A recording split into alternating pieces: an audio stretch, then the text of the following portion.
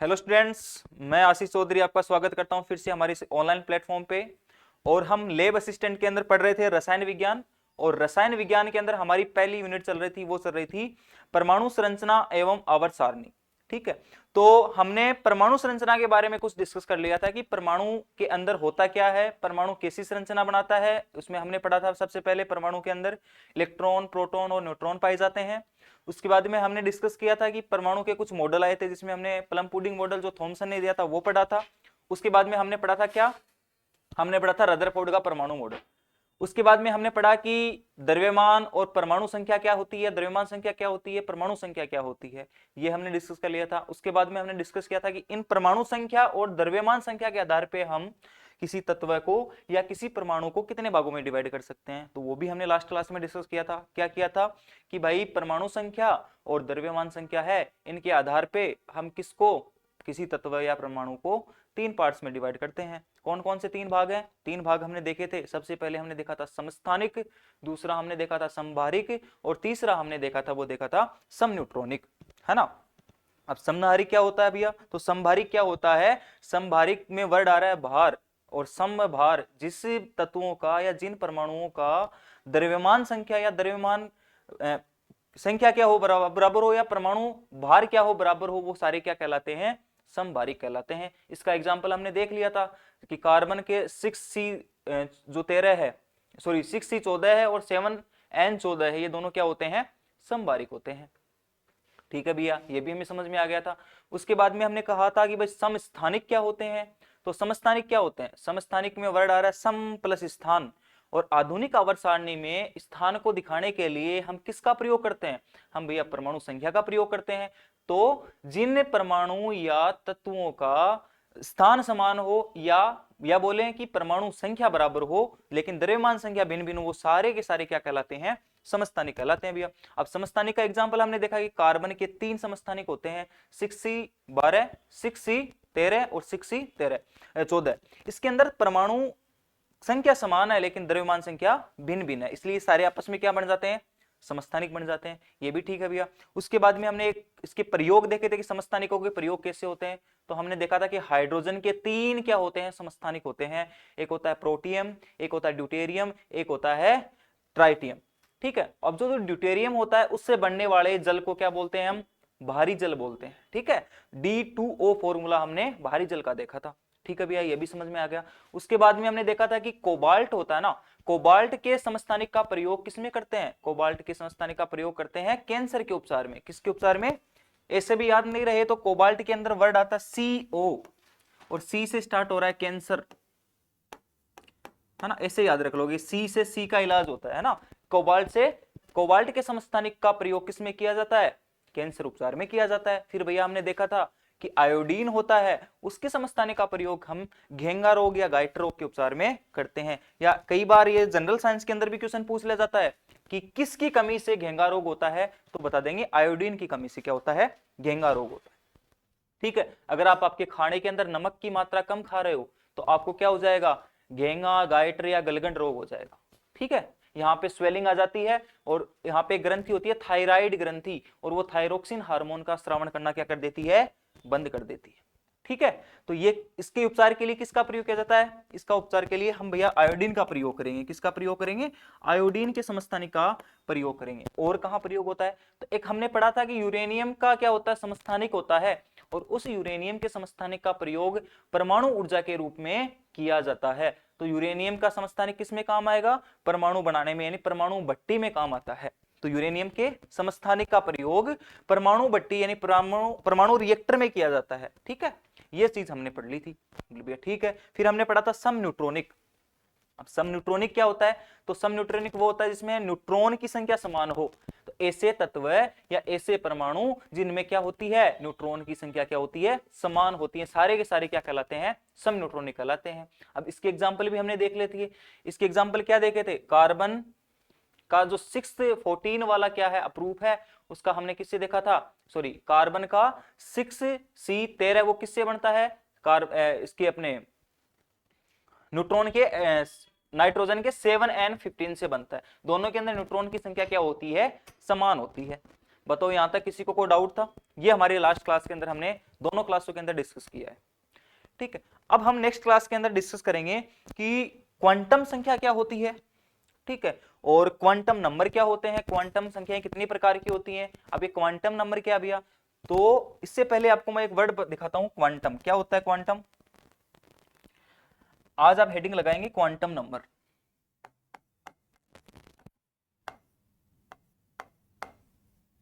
Quantum संख्या, ये quantum क्या वर्ड है, यह मैंने पहली बार सुना है। तो क्वांटम मैं बताता हूं क्या होता है। हमने जब हम इलेक्ट्रॉन पढ़ रहे होते हैं या फिर कोई भी परमाणु पढ़ रहे होते हैं, तो हम ज्यादा चर्चा हम प्रोटॉन और न्यूट्रॉन की ना करके उससे ज्यादा चर्चा किससे करते हैं, इलेक्ट्रॉन की करते हैं। इलेक्ट्रॉन बहुत क्या होता है, खतरनाक आदमी होता है। अब इलेक्ट्रॉन क्या करेगा, इलेक्ट्रॉन अलग अलग साइंटिस्टों ने यह बताया कि इलेक्ट्रॉन वो या तो किस में चलेगा, तरंग रूप में चलेगा, एक धारा के रूप में चलेगा। और कुछ साइंटिस्ट है जिन्होंने ये बताया कि इलेक्ट्रॉन है वो किसी भी परमाणु के अंदर कैसे चलता है, पैकेट्स के रूप में चलता है। और वो पैकेट्स किसके होते हैं, एनर्जी के पैकेट्स होते हैं। किसके पैकेट्स होते हैं, एनर्जी के पैकेट्स होते हैं, है ना। ये आपका इलेक्ट्रॉन पूरा है, ये पूरा इलेक्ट्रॉन है, ये पूरा इलेक्ट्रॉन है, यानी एक बंडल के रूप में चलते हैं। और इन बंडल को क्या बोला गया था, इन बंडल एनर्जी के पैकेट्स को क्या बोला गया था, वो बोला गया था क्वांटम। क्या बोला गया था, क्वांटम। तो कहने का मतलब ये क्वांटम है, यानी ये इलेक्ट्रॉनों के पैकेट्स हैं, ये चार प्रकार से चल सकते हैं। इनको हम चार प्रकार से डिवाइड कर सकते हैं। एक तो ये किस कोष में होंगे, और किसी कोष में तो वो किस उपकोष में होंगे, और किसी उपकोष में है तो वो किस कक्षक में होंगे, और अगर किसी कक्षक में है तो उनका जो चक्रण है वो चक्कर कैसे लगा रहे हैं। तो ये चार हम किसी क्वांटम के बारे में क्या करते हैं, डिफाइन करते हैं कि भाई कोई भी इलेक्ट्रॉन है अगर वो क्वांटम के रूप में चल रहा है ना, तो वो कितने प्रकार से चल सकता है, इतने चार प्रकार से चल सकता है। या फिर ऐसे बोल दो कि कोई भी परमाणु के अंदर जो इलेक्ट्रॉन होता है ना, वो चार जगह पे रहता है, तीन जगह पे रहता है। कौन कौन सी जगह पे, पहले वो कोष में, फिर कोष के अंदर भी क्या होते हैं, उपकोष होते हैं, और उपकोष के अंदर भी क्या होते हैं, कक्षक होते हैं। बताओ किसी को कोई डाउट है? ठीक है, अब हमें पढ़ा था कि भाई इलेक्ट्रॉन है वो क्या करते हैं, चक्कर लगाते हैं। इलेक्ट्रॉन क्या लगाते हैं, चक्कर लगाते हैं। तो उनका चक्रण को बताने के लिए चौथा क्या होता है, चक्रण। ठीक है, कोई आदमी किसी गांव में रहता है, ठीक है, फिर गांव के किसी घर में रहता है, और घर के किसी कमरे में रहता है। तो वही सारी चीजें इलेक्ट्रॉन पे लागू होती है कि इलेक्ट्रॉन या तो किसी गांव में रहेगा, उस गांव को क्या बोलेंगे, कोष। उसको क्या बोलेंगे, कोष। या फिर वो इलेक्ट्रॉन उस गांव के किसी घर में रहता होगा, तो उस घर को क्या बोलेंगे, उपकोष। अब उस घर के किसी वो किस में रहेगा, कमरे में रहेगा, तो उसको क्या बोलेंगे, उपकोष। और वो उस घर में रह रहा, किस ढंग से रह रहा है, वो उसका क्या हो जाएगा, चक्रण हो जाएगा। बताओ किसी को डाउट है? तो इस क्वांटम को यानी इस इलेक्ट्रॉन को हमें दिखाने के लिए चार तरीके चाहिए, और इन चार तरीकों के आधार पे ही क्वांटम संख्या को कितने भाग में बांट दिया भाई, चार भाग में बांट दिया। पहला क्या होता है, मुख्य क्वांटम संख्या। मुख्य क्वांटम संख्या, ठीक है, इसको बोलते हैं principal quantum number. Principal quantum number भाई मुख्य तो यही हो गया ना। पहले हम अगर गूगल पे इलेक्ट्रॉन की लोकेशन डाले, ऐसे पे गूगल पे इलेक्ट्रॉन कहाँ रहता है, तो इलेक्ट्रॉन की सबसे पहले क्या दिखाएगा, वो उसका गांव दिखाएगा, है ना। आज अगर हमारे घर पे किसी को एड्रेस बताना होता है तो हम क्या लगाते हैं, उसका पिन कोड लगाते हैं। पिन कोड किसका होता है, एक प्रॉपर गांव का होता है, उसकी पोस्ट ऑफिस का होता है। तो वैसे ही ये मुख्य क्वांटम नंबर इलेक्ट्रॉन का पोस्ट ऑफिस है ना। तो ऐसे नंबर जिससे ये पता चले कि इलेक्ट्रॉन कौन से कोष में है, तो उस नंबर को दर्शाने के लिए में जो नंबर यूज में लिया जाता है उसको बोलते हैं मुख्य क्वांटम नंबर।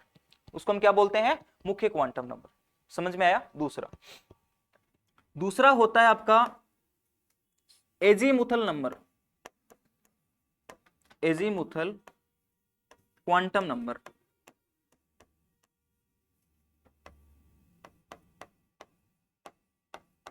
ठीक है। एजीमुथल क्वांटम नंबर क्या होता है, समभ्रंशी क्या होती है, ये क्वांटम नंबर होती है। कैसी, द्विगंशी बोल दो या समभ्रंशी बोल दो। द्विगंशी या समभ्रंशी क्यों बोल रहा हूं, आगे समझ में आ जाएगा। ये क्या होती है, द्विगंशी क्वांटम नंबर होती है।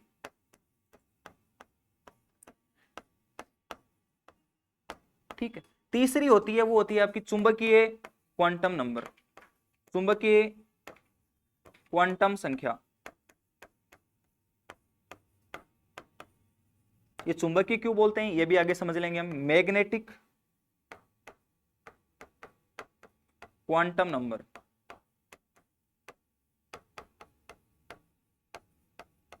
ठीक है भैया, ये भी समझ में आ गया। चौथी होती है, चक्कर को बता रहे हैं तो चक्रण क्वांटम नंबर, चक्रण क्वांटम संख्या, इसको इंग्लिश में बोलते हैं स्पिन क्वांटम नंबर। ठीक है, तो किसी भी परमाणु या तत्व में इलेक्ट्रॉन की स्थिति को दर्शाने के लिए हमें 4 प्रकार की क्या चाहिए, क्वांटम संख्या चाहिए, और वो चारों प्रकार ये हैं। ठीक है, तो सबसे पहले आप हेडिंग लगाएंगे, उसके बाद में क्वांटम नंबर का क्या लगेंगे, डेफिनेशन लिखेंगे। ठीक है, देखो किसी भी परमाणु में मैं लिख देता हूं यहां पे,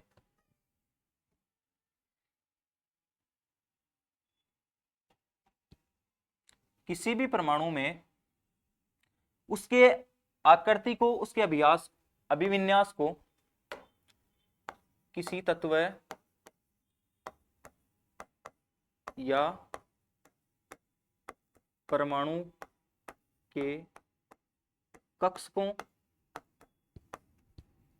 के अभिविन्यास, उनकी ऊर्जा, उनकी आकृति जिन संख्याओं द्वारा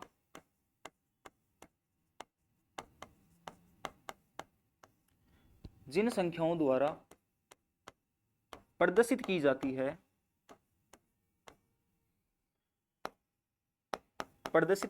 है, उन्हें क्वांटम संख्याएं कहते हैं।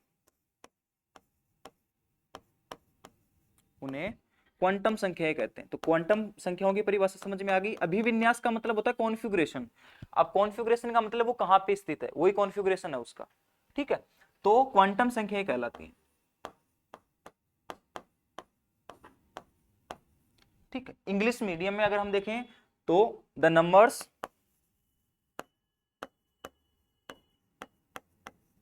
विच यूज्ड फॉर, ऐसी संख्याएं जो यूज होती हैं किसके लिए, टू डिनोट या define the shape, configuration and energy of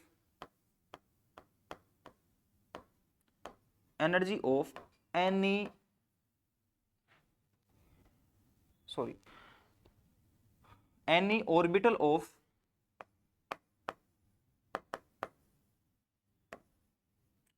a atom or element। कहने का मतलब हमें उसके कॉन्फ़िगरेशन को बताना है, उसकी आकृति को बताना है, या उसके अंदर एनर्जी को बताना है। ये चीजें अगर हमें बताना पड़ेगी तो हमें क्या चाहिए, एक संख्या चाहिए, एक नंबर चाहिए, और वो नंबर क्या कहलाएंगे, क्वांटम नंबर कहलाएंगे। ठीक है, तो आगे लिख देंगे is known as quantum number.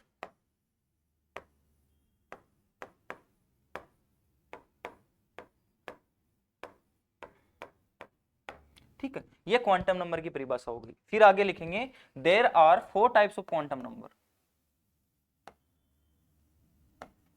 There are 4 types of quantum number. Q1 लिख रहा हूं, उसका मतलब समझ जाओगे कि क्वांटम नंबर होता है। ठीक है, there are 4 types of quantum number. Quantum number के 4 प्रकार होते हैं,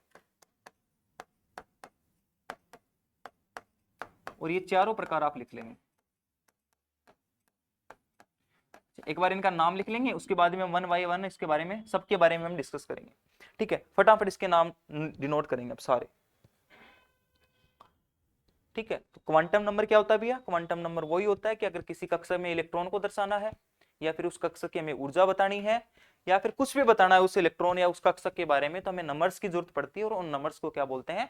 क्वांटम नंबर्स बोलते हैं। और क्वांटम मैंने आपको अच्छे से समझा ही दिया है कि क्वांटम क्या होता है। क्वांटम वही होता है कि इलेक्ट्रॉन है वो ऊर्जा के पैकेट के रूप में चलते हैं, और उन ऊर्जा के पैकेट्स को क्या बोलते हैं? क्वांटम बोलते हैं। ठीक है, लिखोगे फटाफट। ये लिखने के बाद में आप हेडिंग लगाओगे मुख्य क्वांटम संख्या, यानी प्रिंसिपल क्वांटम नंबर। ठीक है, तो नेक्स्ट पेज पे लिखते हैं मुख्य क्वांटम संख्या। पहली हेडिंग है मुख्य क्वांटम संख्या, है ना। प्रिंसिपल या मेन, प्रिंसिपल बोल दो या मेन बोल दो, प्रिंसिपल क्वांटम नंबर। ठीक है, इसको डिनोट किया जाता है, वो किया जाता है स्मॉल एन से। तो पहली लाइन तो ये लिख दोगे कि इसे स्मॉल एन से प्रदर्शित किया जाता है, स्मॉल एन से प्रदर्शित किया जाता है। ठीक है, it's denoted by small n. Okay, next. अब ये क्या बताती है? मुख्य क्वांटम संख्या है वो किसी भी परमाणु के कोष को बताती है, किसी भी तत्व या परमाणु के कोष को बताएगी। तो आगे लिखेंगे कि मुख्य क्वांटम संख्या है, यानी यह संख्या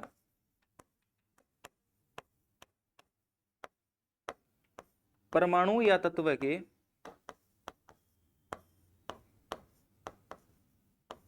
मुख्य कोष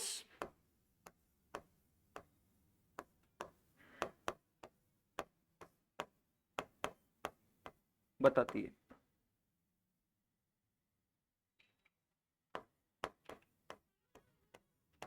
यानी it represents main shell of any element or atom. यानी ये मुख्य कोष को बताएगी कि कोई कक्षक है, उसका मुख्य, यानी कोई परमाणु है, उसका मुख्य कोष कौन सा है। ठीक है, यानी अब देखो, अगर कोई परमाणु है या कोई इलेक्ट्रॉन है वो किसी कोष में होगा, है ना। अगर किसी कोष में इलेक्ट्रॉन है तो क्या मेरे को यह बताओ, अगर आप किसी गांव में रहते हो या किसी घर में रहते हो तो 100% किसी ना किसी गांव में रहते होंगे। यही तो है कहने का मतलब है, मुख्य क्वांटम संख्या का मान कभी भी 0 नहीं हो सकता। अगर आप किसी घर में रह रहे हो तो किसी घर में रह रहे हो तो वो किसी ना किसी गांव में जरूर है, तो गांव का नाम तो 0 नहीं हो सकता ना। हाँ, तो यही है कि मुख्य क्वांटम संख्या का मान कभी भी 0 नहीं हो सकता। आगे वाले पॉइंट ये लिखेंगे कि यह कभी 0 नहीं हो सकती, यह कभी शून्य नहीं हो सकती।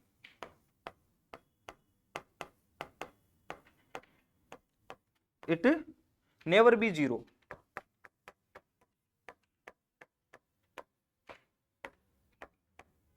क्यों नहीं हो सकती? क्योंकि हमें किसी ना किसी कोष की तो जरूरत पड़ेगी ही, किसी ना किसी सेल की जरूरत पड़ेगी ही, अगर किसी को डिनोट करना है तो, है ना।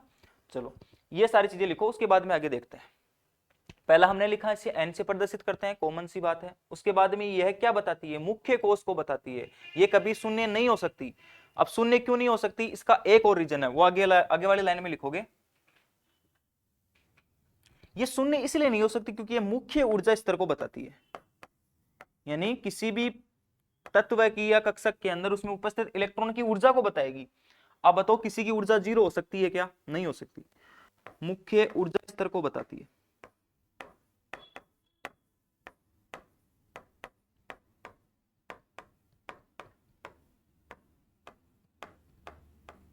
ठीक है, यानी इट प्रेजेंट्स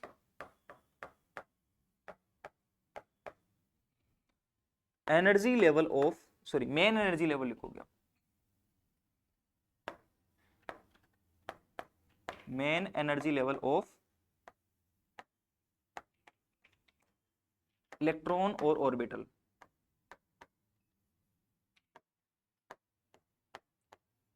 इसलिए भी ये जीरो नहीं हो सकती क्योंकि किसी भी अपने ब्रह्मांड के ऊपर अगर कोई भी कण है, चाहे वो छोटे से छोटा कण होगा, सूक्ष्मतम सूक्ष्म कण होगा, उसका भी कुछ ना कुछ द्रव्यमान होगा, उसकी कुछ ना कुछ क्या होगी, ऊर्जा होगी। कभी भी ऊर्जा जीरो नहीं हो सकती। आप ऊर्जा संरक्षण नियम पढ़ोगे कि किसी भी ऊर्जा को जीरो नहीं कर सकते, उसको एक रूप से दूसरे रूप में परिवर्तित कर सकते हैं। उसको ना तो उत्पन्न कर सकते, ना उसको नष्ट कर सकते। नष्ट करने का मतलब कभी भी उसको जीरो नहीं कर सकते। तो ये किसको बता रहा है, ऊर्जा को बता रहा है। ऊर्जा कभी जीरो नहीं हो सकती, इसलिए जो मुख्य क्वांटम संख्या है उसका मान कभी भी जीरो नहीं होगा। जीरो नहीं होगा तो कहां से स्टार्ट होगा, एक से। तो ये कहां से स्टार्ट होती है, तो एन का यहां पे मान लिख देंगे। एन इक्वल्स टू क्या होती है, 1 2 3 4, और आगे अनंत होती है। ऊर्जा अनंत हो सकती है भाई, किसी के पास ऊर्जा अनंत हो सकती है, तो सही बात है सर, हो सकती है। तो एन है उसका मान एक से स्टार्ट होके कहां तक जाता है, अनंत तक जाता है। क्लियर है। चलो ये पॉइंट 4-5 पॉइंट लिखोगे इसके बारे में, फिर आगे देखते हैं। अब सर ये 1 नंबर 2 नंबर 3 नंबर 4 नंबर ये अप्लाई कहां करना है, तो ये भी अप्लाई करेंगे। आप देखो हम मुख्यतः कोर्स पढ़ते हैं के एल एम और एन। जैसे मैंने ये एटम बनाया, ये इसका नाभिक है, इसके चारों तरफ एक कक्षक बना रहा हूं मैं, ठीक है, और ये सारे कक्षक हैं। और इस कक्ष को हमने नाम दे दिया, ये के कक्षक है, ये एल है, ये एम है, ये एन है। ये कक्षक नहीं कोष है, सॉरी, ये क्या है, कोष है, ठीक है। और इसको हम नेक्स्ट पेज पे और अच्छे से समझेंगे। कोई नाभिक के चारों तरफ जिस पथ के अंदर इलेक्ट्रॉन गति करता है वो सारे के सारे क्या कहलाते हैं, कोष कहलाते हैं, ठीक है। नाभिक के चारों तरफ इलेक्ट्रॉन द्वारा बनाया गया वर्ताकार पथ क्या कहलाता है, कोष कहलाता है, ठीक है। और इस कोष के कुछ भाग होते हैं जिनको बोलते हैं उपकोष, और उपकोष के कुछ भाग होते हैं जिनको बोलते हैं कक्षक। और इलेक्ट्रॉन कहां पाए जाते हैं, कक्षक में। वो आगे हम पूरा डिफाइन कर लेंगे, ठीक है। तो पहली बात तो ये किसको दिखाएगी, ये मुख्य कोष को। ये के क्या है, इसका मुख्य कोष। फिर इस के अंदर, कोष के अंदर भी क्या होते हैं, उपकोष होते हैं, जिनको हम पढ़ते हैं एसपीडीएफ, ठीक है। फिर उसके अंदर भी हम पढ़ते हैं कि मुख्य उपकक्षक भी होते हैं, क्या होते हैं, कक्षक। जैसे हमने पढ़ेंगे कि पी के 3 कक्षक होते हैं, p x p y p z. फिर हम पढ़ेंगे कि डी के 5 कक्षक होते हैं, ठीक है, d x y d y z और d z x, d x square z square और d x square y square और डी जेड स्क्वायर। ये 5 क्या है, उसके कक्षक हैं। लेकिन उनका कोष क्या है वो यहां से डिफाइन होगा कि जिस पथ के अंदर इलेक्ट्रॉन गति करता है उस वर्ताकार पथ को हम कोष बोलते हैं। और उस कोष को कौन दिखाएगी, मुख्य क्वांटम संख्या दिखाएगी। तो अगर कोई किसी परमाणु के अंदर, किसी नाभिक के अंदर या किसी तत्व के अंदर इलेक्ट्रॉन है तो वो किसी ना किसी पथ पे गति करेगा, और किसी ना किसी पथ पे अगर वो गति करेगा तो उसमें कोष क्या होगा, जरूर होगा। और जरूर होगा इसका मतलब ये कभी जीरो नहीं हो सकती। तो तीसरा रीजन समझ में आ गया जीरो नहीं होने का।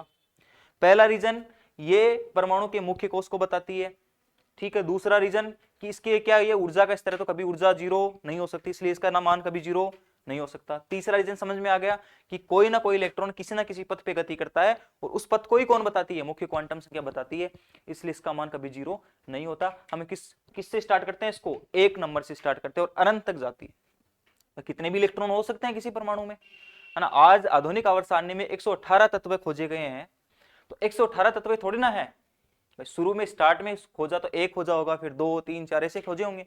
आज तक 118 खोज गए। कल ही पता नहीं कोई साइंटिस्ट निकला है और कोई अलग सा एलिमेंट ले आए और आपका नाम दे दे कि ये क्या है, अलग ही नाम दे दिया उसको, तो वो भी खोजा जा सकता है। तो अनंत तत्व हैं इस धरती पे जिनकी अभी खोज नहीं हुई है, बाकी हो सकता है, ठीक है। तो इस प्रकार ये अनंत तक जाती है।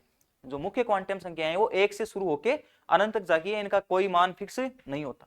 अब देखो कुछ और पॉइंट है मुख्य क्वांटम संख्या के बारे में पढ़ते हैं, वो नेक्स्ट पेज पे देखो। मैंने अभी ये डायग्राम बनाया है ना, अभी मैंने ये डायग्राम बनाया था। इसके चारों तरफ क्या होंगे, कोष होंगे। पहला कोष मैंने दिया के एल एम एन। के लिए एन का मान होता है 1 2 3 4। अब मेरे को ये बताओ, इस नाभिक से जब हम कोषों की संख्या बढ़ाते हैं जब हमें नाभिक से इन कोषों की संख्या बढ़ाते हैं तो ये दूर जाता है या पास आता है? भैया दूर जाएगा। दूर जाएगा मतलब त्रिज्या बढ़ रही है, भाई आकार बढ़ रहा है। तो मुख्य क्वांटम संख्या जब जब बढ़ेगी तब तक क्या बढ़ेगा? उसका आकार भी बढ़ेगा और उसकी त्रिज्या भी बढ़ेगी। भैया परमाणविक त्रिज्या क्या होती है? परमाणविक त्रिज्या ये होती है कि नाभिक से अंतिम कोष की दूरी, नाभिक से अंतिम कोष की दूरी क्या कहलाती है? परमाणुवीय त्रिज्या कहलाती है। नेक्स्ट यूनिट में यही पढ़ेंगे हम, है ना। नेक्स्ट यूनिट में यही पढ़ेंगे, अवसानी पढ़ेंगे तब उस टाइम यही पढ़ेंगे कि परमाणुविक त्रिज्या 3 प्रकार की होती है, आयनिक होती है, सहसंयोजक होती है, वान डेर वाल त्रिज्या होती है। तो आगे डिस्कस करेंगे, लेकिन फिलहाल आप इतना ही समझ लो कि नाभिक से अंतिम कोष की दूरी क्या कहलाती है? परमाणुवीय त्रिज्या कहलाती है ना। अब जैसे जैसे कोष बढ़ेंगे वैसे वैसे क्वांटम, मुख्य क्वांटम संख्या भी बढ़ेगी, और मुख्य क्वांटम संख्या बढ़ेगी तो त्रिज्या भी क्या होगी? बढ़ेगी। तो इसमें अगला पॉइंट लिखो कि मुख्य क्वांटम संख्या होती है, मुख्य क्वांटम संख्या है वो डायरेक्टली प्रोपोर्शनल होती है, समानुपाती होती है किसके? त्रिज्या के। ठीक है, यानी n होती है वो r की क्या होती है? प्रोपोर्शनल होती है। तो यहां पे फॉर्मूला लिख लेंगे n प्रोपोर्शनल टू r। भाई जब जब n बढ़ेगा तब तक त्रिज्या बढ़ेगी। n बढ़ेगा मतलब मुख्य क्वांटम संख्या जब जब बढ़ेगी तब तब क्या बढ़ेगा? कोष बढ़ेंगे, कोष बढ़ेंगे तो क्या बढ़ेगी? त्रिज्या बढ़ेगी। सिंपल सी बात है। ठीक है, अगला पॉइंट क्या लिखोगे? यानी मेन क्वांटम जो नंबर है, principal quantum number is directly proportional to क्या होती है? रेडियस होती है। तो इसमें लिख लोगे आप पॉइंट कि मेन क्वांटम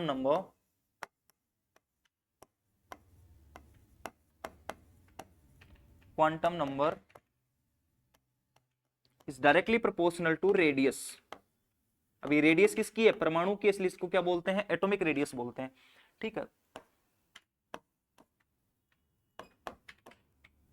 ठीक है, ये कॉन्सेप्ट भी आप लिख लेंगे। ठीक, अब देखो जब जब आपकी क्वांटम संख्या बढ़ी तब तब क्या बढ़ा? अब एक चीज बताओ, एक आदमी के पास 5 रुपए हैं और एक आदमी के पास 100 रुपए हैं, ज्यादा पावरफुल कौन होगा? अपने आप को पावरफुल कौन समझेगा? 100 वाला ही समझेगा। मतलब जिसके पास क्वांटम संख्या का मान जितना होगा, जिसके पास क्वांटम संख्या का मान जितना ज्यादा होगा उतना ही ज्यादा क्या होगा? स्थायी होगा। और उतना ही ज्यादा क्या होगा? वो ऊर्जावान होगा। यानी कि जब जब क्वांटम संख्या बढ़ेगी, है ना, जब जब क्वांटम संख्या बढ़ेगी तब तक क्या बढ़ेगा? उसकी ऊर्जा का स्तर बढ़ेगा। अरे ऐसे याद रख लो, अगर शाम को 8 बजे किसी को पीने की आदत है और उसके पास 70 रुपए चाहिए उसको, लेकिन उसके पास 50 रुपए हैं, तो उसके पैर धीरे धीरे चलेंगे दुकान की तरफ। अगर उसके पास 100 रुपए और 70 रुपए का ही अगर काम चाहिए उसको, तो दुकान के पास ऑटोमेटिक पैर उठेंगे उसके, है ना। कि नहीं, उसके अंदर ऊर्जा आ जाएगी ऑटोमेटिक, मेरे पास 100 रुपए टेंशन ही क्या है, 70 का खरीदूंगा, 30 का चखना लूंगा, मेरा काम हो जाएगा।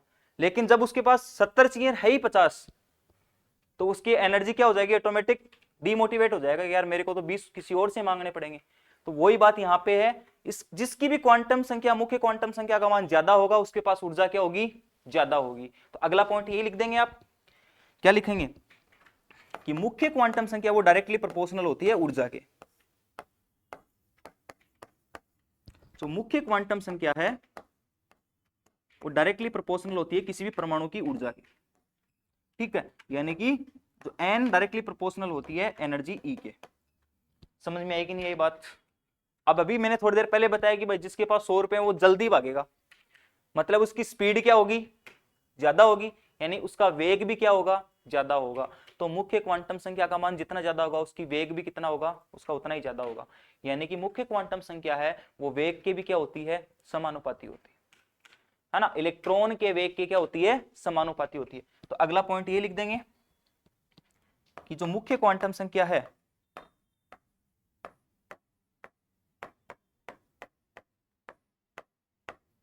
वो किसके समानुपाती होती है? इलेक्ट्रॉन के वेग यानी वेलोसिटी के क्या होती है? अच्छा, एनर्जी के भी समानुपाती होगी, उसकी त्रिज्या के समानुपाती भी होगी, और उसकी वेलोसिटी के भी क्या होगी? समानुपाती होगी। तीन चीजों के समानुपाती होगी। आप बताओ, जब जब त्रिज्या बढ़ेगी तो परमाणु का आकार बढ़ेगा कम होगा? आकार बढ़ेगा तभी तो त्रिज्या बढ़ी। तो मुख्य क्वांटम संख्या किसी भी परमाणु के आकार को निर्धारित करती है। ये बोल सकते हैं हम कि भाई किसका आकार छोटा होगा और किसका बड़ा होगा। ठीक है कि नहीं? चलो, इसमें भी लिखो तो कि जो principal quantum number directly proportional to energy and principal quantum number is also directly proportional to velocity, कि ये वेग को भी निर्धारित करेगी कि कितना वेग होगा, उसकी त्रिज्या को भी निर्धारित करेगी, उसकी ऊर्जा को भी निर्धारित करेगी और उसके आकार को भी निर्धारित करेगी। बताओ है किसी को दिक्कत?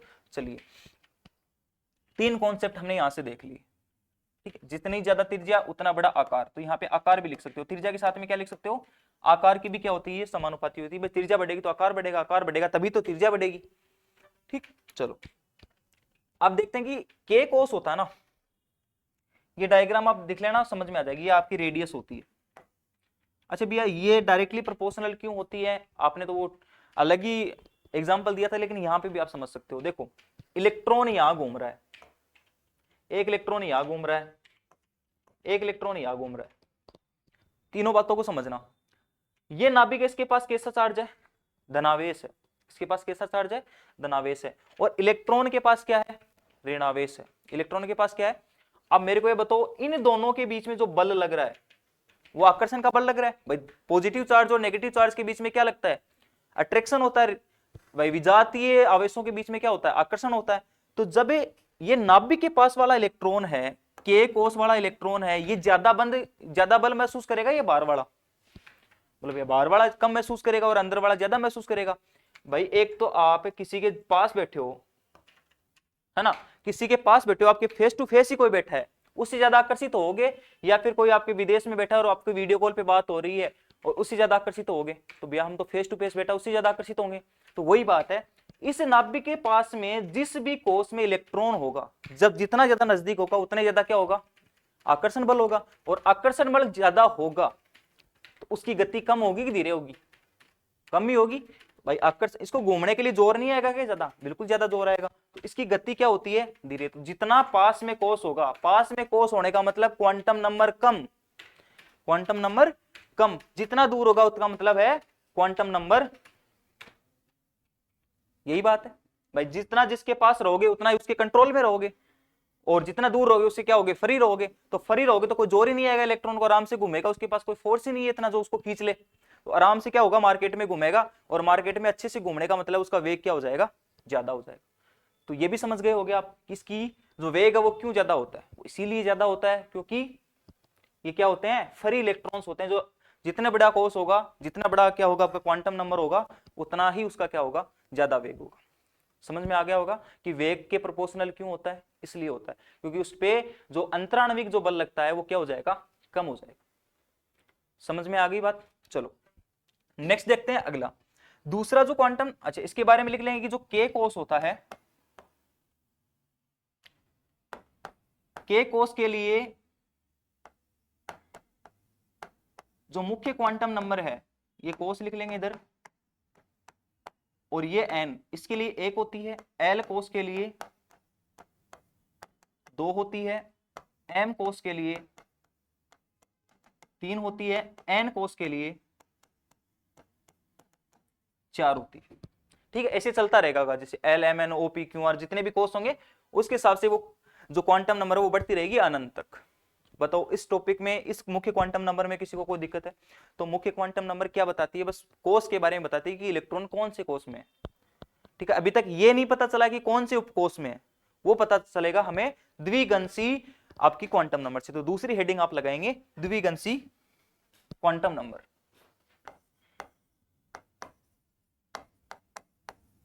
द्विगंशी क्वांटम संख्या।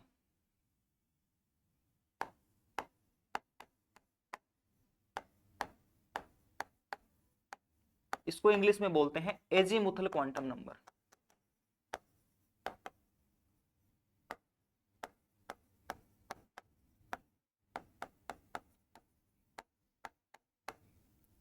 ठीक है, अभी हमने इलेक्ट्रॉन को कोस में तो पहुंचा दिया है, अब और रिसर्च करेंगे तो तब पता चला कि भैया इसमें कोस ही नहीं, इसमें क्या होते हैं, उपकोष भी होते हैं। एक गांव में तो रहता है बंदा, है ना, इस गांव में रहता है, लेकिन इस गांव के अंदर भी एक घर है और उस घर में रहता है वो बंदा। ठीक है, तो इसके बारे में, इलेक्ट्रॉन के बारे में क्या लगा रही है हमने, खोज की। तो खोज की तो पता चला कि कोष के अंदर भी क्या होते हैं, उपकोष होते हैं। तो वो उपकोष को बताने वाली जो क्वांटम संख्या होती है वो कौन सी होती है, एजीमुथल क्वांटम नंबर होती है। तो इसे लिख देंगे, स्मॉल एल से प्रदर्शित किया जाता है, स्मॉल एल से प्रदर्शित किया जाता है। इट डिनोट्स बाय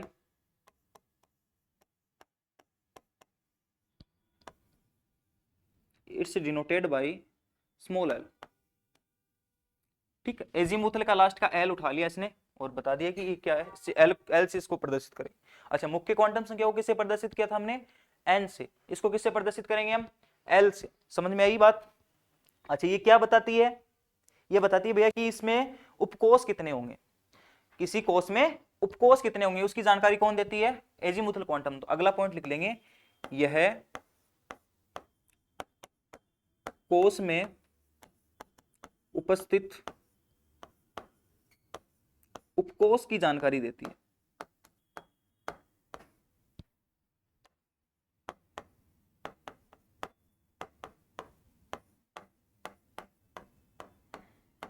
यानी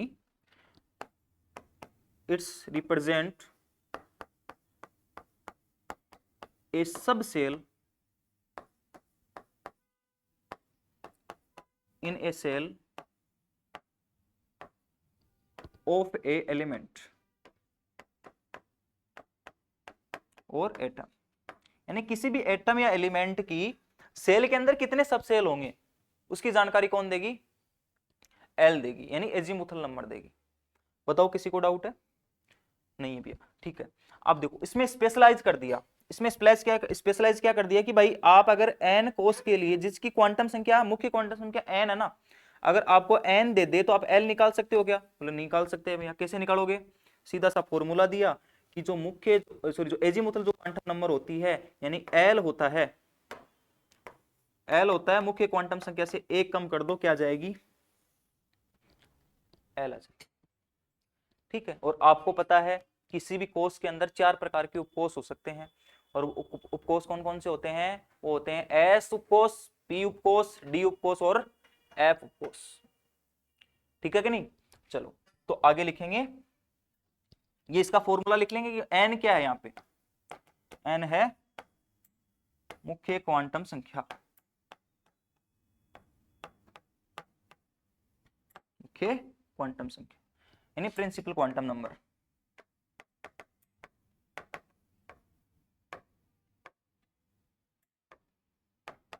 ठीक है, चलो ये आपको समझ में आ गया। इसको किससे प्रदर्शित करेंगे, एल से प्रदर्शित करेंगे। इसमें कोष में उपस्थित उपकोषों की जानकारी देगी, और इसको कैसे निकालेंगे, एल बराबर एन माइनस 1 से निकाल देंगे।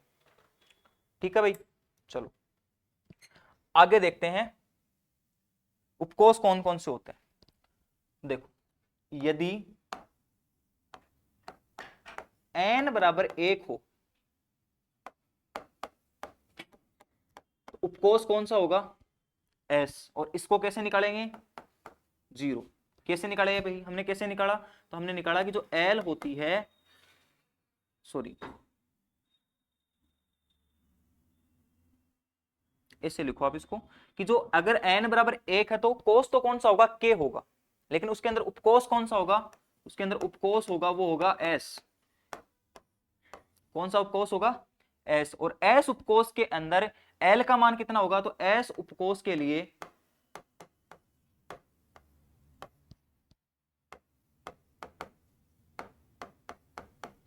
एल का मान कितना हो जाएगा, 0। एस उपकोष के लिए एल का मान कितना हो जाएगा, 0 हो जाएगा। कैसे निकाला भैया, हमने फॉर्मूला पढ़ा था कि एल बराबर एन माइनस 1, एल बराबर एन की जगह वैल्यू कितनी आ रही है, 1, 1 माइनस 1, एल बराबर कितना हो जाएगा, 0। हमने वो निकाल के यहां पे रख दिया। ठीक है, तो प्रथम कोष के लिए एस उपकोष होगा, और उस एस उपकोष के लिए एजीमुथल नंबर कितना होता है, 0 होता है। ठीक है, अब दूसरी बात करते हैं पी कोष के लिए। एन बराबर अगर 2 रखेंगे हो तो उपकोष, और वो उपकोष कौन सा होगा, पी होगा, यानी पी उपकोष के लिए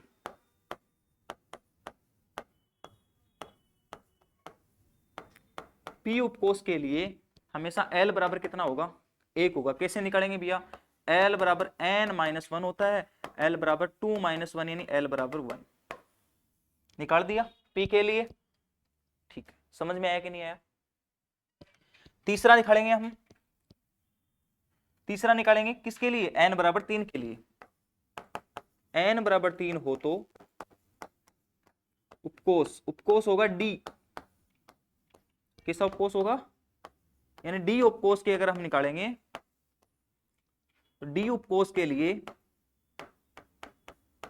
l बराबर आ जाएगी 2, और वैसे ही n बराबर 4 हो, उपकोष क्या होगा? f।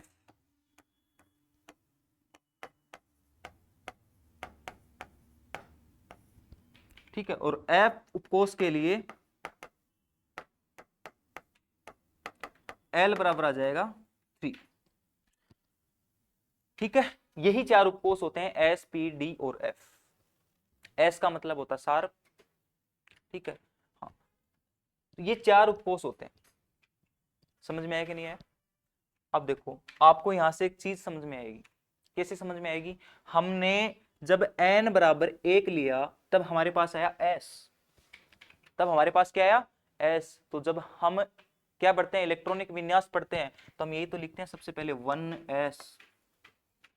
1p देखा है कहीं पे? नहीं देखा भैया। ठीक है, n बराबर 2 जब हमने रखा तब हमारे पास आया p। तो p कहां से स्टार्ट होता है? 2 से, यानी 2p। जब हमने n बराबर 3 रखा तब हमारे पास आया d। तो हम क्या रख, d की शुरुआत कहां से करते हैं? 3 से। यही करते हैं। n बराबर जब 4 रखा तो हमारे पास आया f। तो हम क्या, किससे स्टार्ट करते हैं f को? 4 से। तब आज के बाद में कभी ये कंफ्यूजन नहीं रहेगा ना कि 1 को s से तो कर दिया, s को तो 1 से कर दिया आपने स्टार्ट, p को 2 से कर रहे हो, 1p कहां गया? तो 1p यहां गया। समझ में आ गई? n बराबर 2 रखने पे p का मान क्या आता है? p उपकोष हमें प्राप्त होता है, यानी दूसरे उपकोष में हमें क्या प्राप्त होता है? p होता है। इसलिए हम क्या लिखते हैं? 2p से शुरुआत करते हैं p ऑर्बिटल की, फिर 2p 2 3, हाँ 3p 4p 5p 6p इस प्रकार चलता है, और 1s 2s 3s 4s ऐसे चलता है।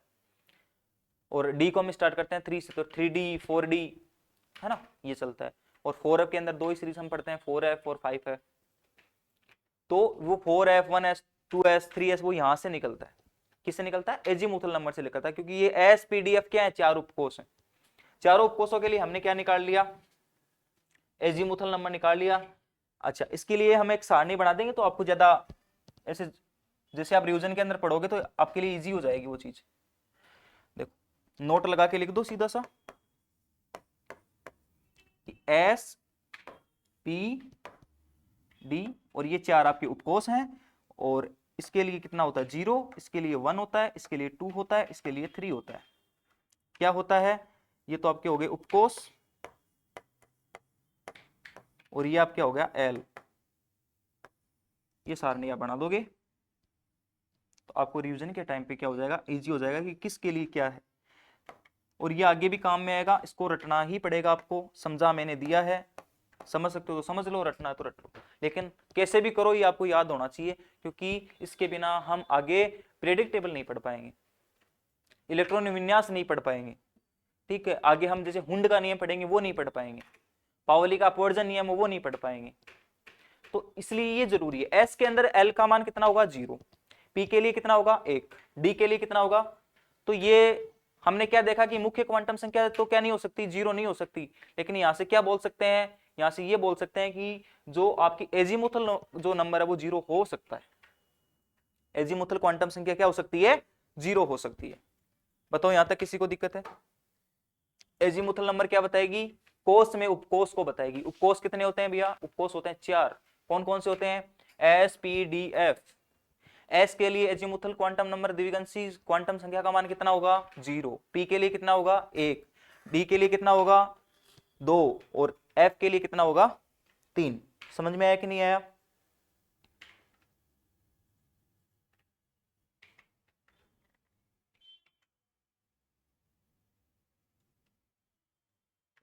जल्दी से नोट करेंगे इसको।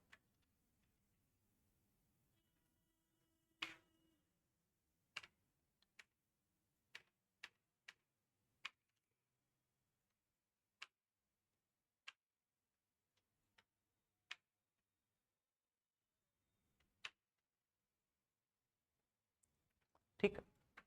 अब हमने पढ़ लिया भैया कि कोस होता है, यानी किसी गांव में अंदर पता चल गया कि हमने इलेक्ट्रॉन की लोकेशन निकाली गूगल मैप पे, तो हमें गांव का पता चल गया, फिर हमें उसके घर का पता चल गया।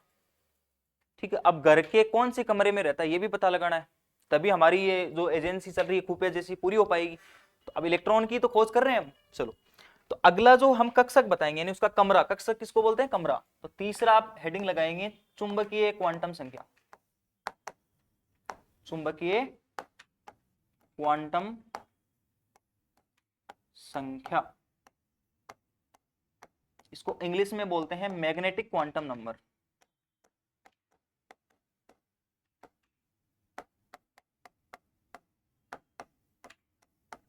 ठीक है, तो मैग्नेटिक क्वांटम नंबर में एम वर्ड उठा लो, इसे एम द्वारा प्रदर्शित किया जाता है। इसमें स्मॉल एम द्वारा प्रदर्शित किया जाता है, स्मॉल एम द्वारा प्रदर्शित किया जाता है।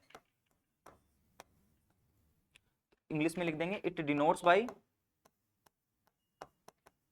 It's denoted by small M.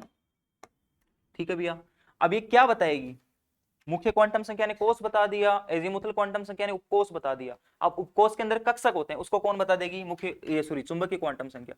लिखो ये उपकोष में स्थित कक्षकों को बताती है।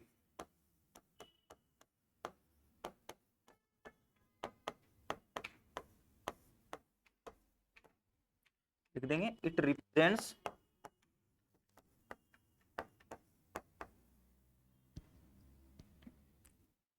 orbitals in orbitals present in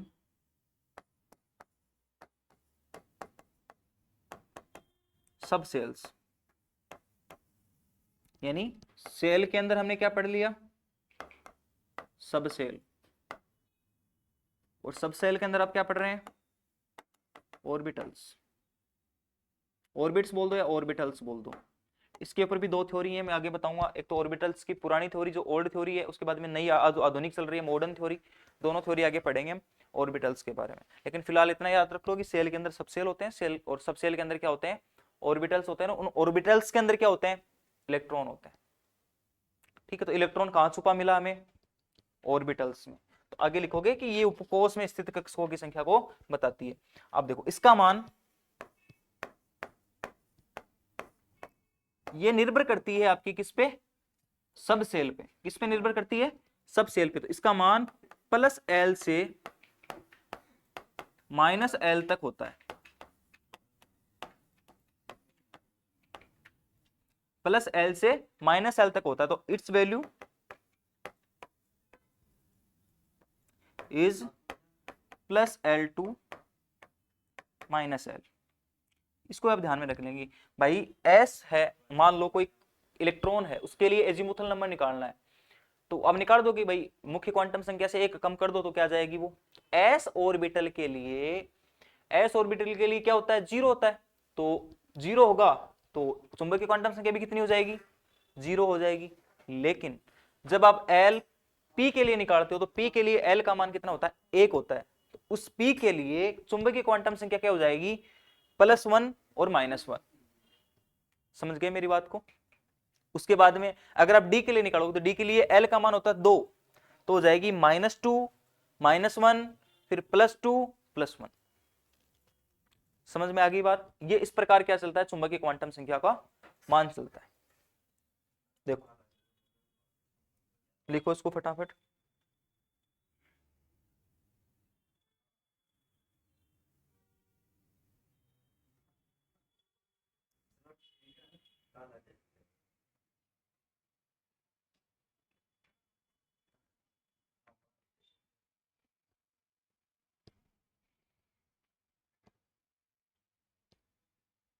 देखो अब भैया ये कक्षक क्या होते हैं, इसके बारे में थोड़ा बता दो। तो कक्षक के बारे में हम देखते हैं। देखो कक्षक क्या होता है, एक अब इफेक्ट लगाना जीमान प्रभाव, हेडिंग लगाना जीमान प्रभाव।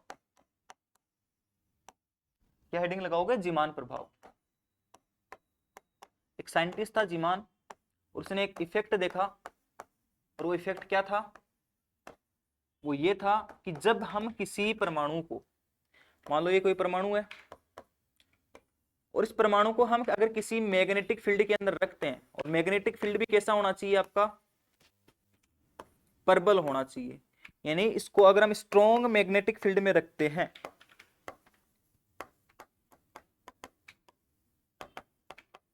अगर हम प्रबल चुंबकीय क्षेत्र में किसी परमाणु को रखते हैं,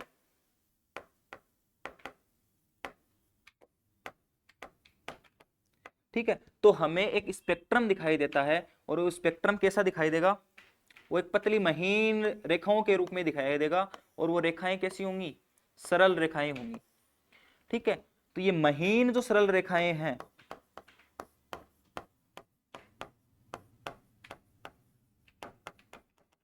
इन्हीं महीन सरल रेखाओं को क्या कहा जाता है? कक्षक कहा जाता है। और ये इफेक्ट क्या कहलाता है? जीमान प्रभाव कहलाता है। यानी कि जीमान ने एक एक्सपेरिमेंट किया। क्या एक्सपेरिमेंट किया? एक परमाणु को चुंबकीय क्षेत्र में रख दिया, और उसने देखा कि जो स्पेक्ट्रम प्राप्त हो रहा है वो महीन महीन रेखाओं के रूप में, सरल रेखाओं के रूप में प्राप्त हो रहा है। और ऐसा कब पॉसिबल है? ऐसा तब पॉसिबल है जब हम किसमें रख रहे हैं? परमाणु को प्रबल चुंबकीय क्षेत्र में रख रहे हैं। यानी कि परमाणु वो चुंबकीय क्षेत्र से क्या होता है? प्रभावित होता है। इसलिए इस प्रभाव को क्या नाम दे दिया उसने? जीमान प्रभाव, अपने नाम पे दे दिया, है ना। तो जीमान प्रभाव क्या कहलाता है? अगर किसी परमाणु को किसी प्रबल चुंबकीय क्षेत्र में रखा जाए, तब वह एक स्पेक्ट्रम के रूप में हमें महीन पतली रेखाएं देता है, और उन महीन पतली रेखाओं को क्या कहते हैं? कक्षक कहते हैं। समझ में आ गई बात? तो एस उपकोष का भी कुछ ना कुछ कक्षक होगा, पी उपकोष का कुछ ना कुछ कक्षक होंगे, डी के भी कुछ ना कुछ क्या होंगे? कक्षक होंगे, और एफ के भी कुछ ना कुछ कक्षक होंगे। ठीक है, और यही प्रभाव क्या कहलाता है? जीमान प्रभाव कहलाता है। तो आप क्या लिखेंगे जीमान प्रभाव के बारे में? लिखो कि किसी भी परमाणु को प्रबल चुंबकीय क्षेत्र में रखने पे, किसी भी परमाणु को प्रबल चुंबकीय क्षेत्र में रखने पे हमें कुछ स्पेक्ट्रम प्राप्त होते हैं, और उन स्पेक्ट्रम को क्या कहा जाता है? कक्षक कहा जाता है। देखो, when we put a atom in strong magnetic field then we get linear spectrums that called as orbitals. This effect is known as Zeeman effect. यह प्रभाव जीमान प्रभाव के नाम से जाना जाता है। तो जीमान प्रभाव, ऑर्बिटल्स किस प्रभाव से बनते हैं? आपसे क्वेश्चन पूछा जा सकता है कि ऑर्बिटल है वो किस प्रभाव से बनते हैं, किस प्रभाव के परिणाम स्वरूप बनते हैं? तो आप बता देंगे जीमान प्रभाव के परिणाम स्वरूप बनते हैं। जीमान प्रभाव में किस प्रकार के चुंबकीय क्षेत्र का प्रयोग किया गया था? प्रबल चुंबकीय क्षेत्र का प्रयोग। कैसे स्पेक्ट्रम प्राप्त हुए थे? सरल रेखीय स्पेक्ट्रम प्राप्त हुए थे। कैसे? सरल रेखीय स्पेक्ट्रम हमें प्राप्त हुए थे। भैया स्पेक्ट्रम क्या है? स्पेक्ट्रम कुछ ही नहीं है, लाइनें हैं, है ना। सीधी पतली पतली रेखाओं को क्या बोलते हैं? स्पेक्ट्रम बोलते हैं। बात खत्म। साइंस की भाषा में इसको क्या बोल देंगे? स्पेक्ट्रम। रेखा बोल नहीं सकते, ठीक है। हाँ, ये पतली पतली जो रेखाएं हैं ये स्पेक्ट्रम कहलाती हैं, और इन्हीं को क्या बोलते हैं? कक्षक बोलते हैं। ठीक, तो ये होगा आपका जीमान प्रभाव। अब देखो, ये जीमान प्रभाव भी कौन दर्शाएगा? चुंबकीय। इन्हीं जीमान प्रभाव के परिणाम स्वरूप हमें किसकी जानकारी मिलती है? चुंबकीय क्वांटम नंबर की जानकारी मिलती है। अब देखो, m को ज्ञात करने का फॉर्मूला होता है m बराबर क्या होता है? 2l+1। m बराबर क्या होता है? 2l+1, जहां पे m क्या है? m है चुंबकीय क्वांटम संख्या, चुंबकीय क्वांटम संख्या। l क्या है? आपकी द्विगंशी यानी एजीमुथल क्वांटम संख्या।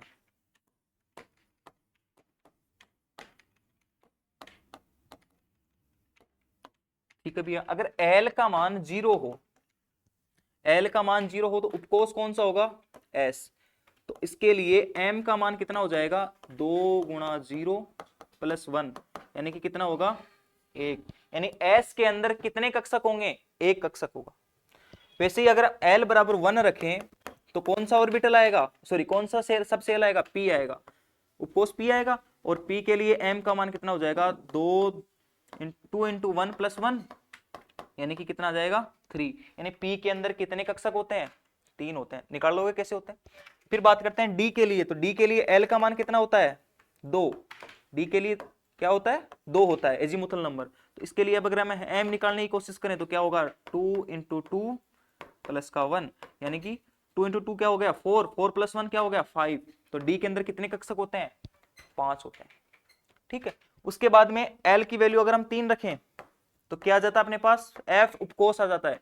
और एफ उपकोष के लिए एम बराबर कितना होगा 2 इंटू 3 प्लस 1 इक्वल्स टू 7। आज तक हमें मास्टरों ने रटाया है कि एस के अंदर एक कक्षक होता है, पी के अंदर 3 कक्षक होते हैं, डी के अंदर 5 होते हैं, एफ के अंदर 7 होते हैं। आज आपको समझ में आ गया होगा कैसे होते हैं, है ना। आज तक हमने रटा है कि एस क्या होता है गोलाकार होता है, उसमें एक कक्षक होता है। फिर हम बनाते आते हैं कि पी के अंदर इलेक्ट्रॉन भरो, तो ऐसे 3 कक्षक बनाते थे हम, है ना, 1 2 3। ठीक है, वैसे ही बी के अंदर क्या बनाते हैं हम 5 बनाते हैं कि 1 2 3 4 5 बनाते हैं, रटते हैं कि ऐसे ऐसे होता है। लेकिन आज समझ में आ गया कि कैसे निकालते हैं उसको। ठीक है, अब देखो एक उपकोष में कितने इलेक्ट्रॉन आ सकते हैं 2, आगे हम पढ़ेंगे। ठीक है, इसमें कितने आ सकते हैं 2, इसमें कितने आ सकते हैं 2, कितने हो गए टोटल 6। तो पी के अंदर टोटल कितने इलेक्ट्रॉन आ सकते हैं 6।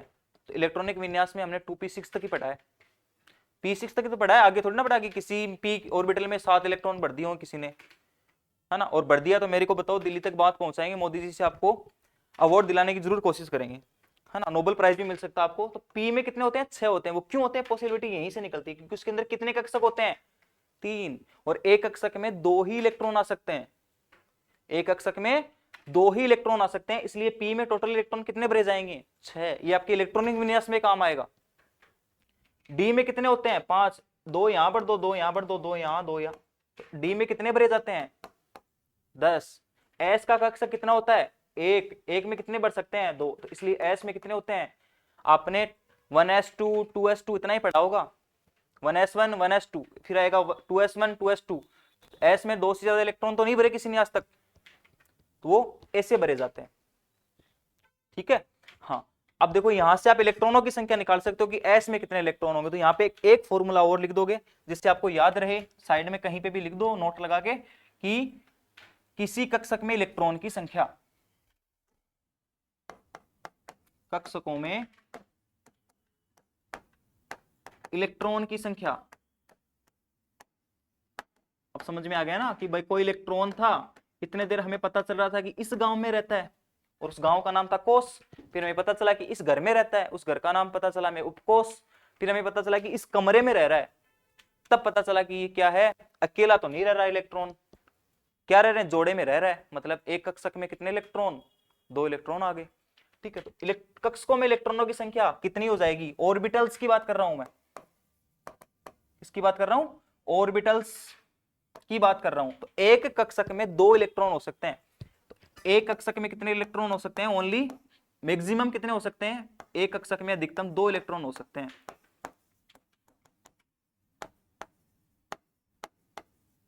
अधिकतम कितने हो सकते हैं 2 इलेक्ट्रॉन हो सकते हैं, और दोनों की डायरेक्शन अलग अलग होगी। ये और बता दूं, दोनों की डायरेक्शन क्या होगी, अलग अलग होगी, अपोजिट डायरेक्शन के होंगे, एक प्लस में है तो दूसरा माइनस। अब प्लस माइनस का ये मतलब नहीं इलेक्ट्रॉन माइनस में या प्लस में, नहीं, प्लस माइनस उनकी दिशा को दिखाएगी। आगे हम पढ़ेंगे चक्रण क्वांटम संख्या, उसमें समझ में आएगा आपको कि प्लस माइनस क्यों बोल रहा हूं मैं। ठीक है, हाँ। एक कक्षक में कितने इलेक्ट्रॉन मैक्सिमम हो सकते हैं 2 हो सकते हैं।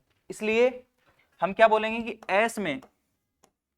एस में कुल इलेक्ट्रॉन वो कितने हो गए 2 into 1 equals to 2 electron. P में कुल इलेक्ट्रॉन वो कितने हो जाएंगे 2 इंटू 3 यानी 6 इलेक्ट्रॉन। और डी में कुल इलेक्ट्रॉनों की संख्या कितनी हो जाएगी 2 इंटू 5 10 इलेक्ट्रॉन। एफ में कितनी हो जाएगी 2 इंटू 7 14।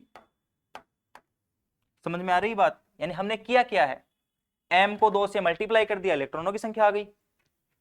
यानी किसी भी कोष उपकोष में इलेक्ट्रॉनों की संख्या हम किससे निकाल सकते हैं, उसकी चुंबकीय क्वांटम संख्या द्वारा निकाल सकते हैं। आई कि नहीं बात समझ में। और एक कक्षक में 2 इलेक्ट्रॉन मैक्सिमम हो सकते हैं, 2 से ज्यादा रहेंगे तो वो लड़ाई करेंगे। अरे 2 के बीच कोई तीसरा आएगा तो लड़ाई होगी, और फिर वो आसानी से रह सकते हैं क्या, नहीं रह सकते। ठीक है, तो हमें 2 ही रखने हैं, तीसरा नहीं लाना बीच में, तीसरा नहीं लाओगे तो एक कक्षक में मैक्सिमम कितने हो जाएंगे 2। ये आपकी कौन सी क्वांटम संख्या थी, चुंबक की क्वांटम संख्या, जिसको बोलते हैं मैग्नेटिक क्वांटम नंबर। जिसको किससे डिनोट किया जाता है, m से डिनोट किया जाता है। इसका फॉर्मूला क्या हो जाएगा, ये। ठीक है, जो किसको बताएगी, कक्षकों को बताएगी। किस में बताएगी, उपकोष में। और उपकोष किस में होते हैं, कोष में। ठीक है, तो कोष से उपकोष, उपकोष से कक्षक, कक्षक में क्या पाए जाएंगे, इलेक्ट्रॉन। अब वो इलेक्ट्रॉन रह कैसे रहे हैं, किस ढंग से रह रहे हैं, किस प्रजाति के रह रहे हैं, ठीक है, वो बताएगी कौन, आपकी चक्रण क्वांटम संख्या। तो तीसरी हेडिंग लगाएंगे, सॉरी चौथी हेडिंग लगाएंगे, चक्रण क्वांटम संख्या।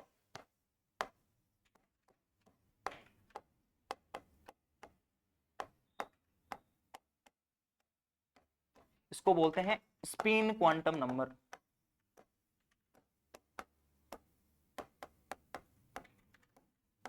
Spin quantum number.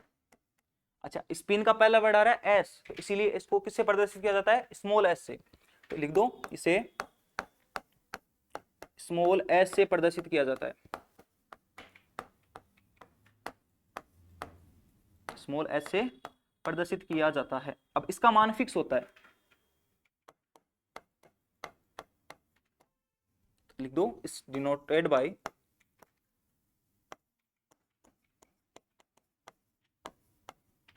Small S. अच्छा, इसका मान फिक्स होता है, ये किसी इलेक्ट्रॉन की स्थिति को बताती है, और इलेक्ट्रॉन की स्थिति को बताने के लिए प्लस हाफ और माइनस हाफ का प्रयोग किया जाता है ना। तो लिखो, इसका मान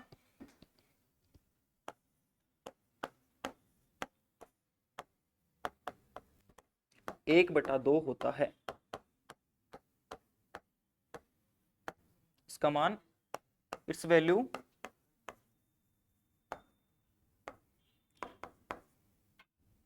ठीक। अब तो हमने तो भैया ये देखा है कि प्लस हाफ और माइनस हाफ, क्या डिफरेंस है दोनों में। तो प्लस और माइनस आपकी दिशा को बताएगी, और आज तक हम दिशा मानते हैं, वो किसको मानते हैं, जो आपके अगले वाली बेंच पे बैठती है वो दिशा नहीं। दिशा होती है किसी भी चीज की गति करने की, है ना, वो किस डायरेक्शन में जा रहा है। तो चक्रण क्वांटम संख्या सदिश होती है, सदिश का मतलब वेक्टर क्वांटिटी होती है, ये दिशा बताएगी आपको कि इस दिशा में चलना है। ठीक है, चलो देखो, अगर प्लस हाफ कहीं पे आपको मिल जाए और दिशा घड़ी की होती है, तो अगर वामावर्त है,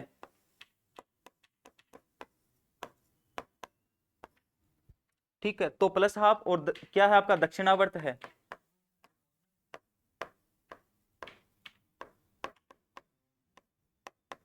तो आपका क्या जाएगा, माइनस हाफ आ जाएगा।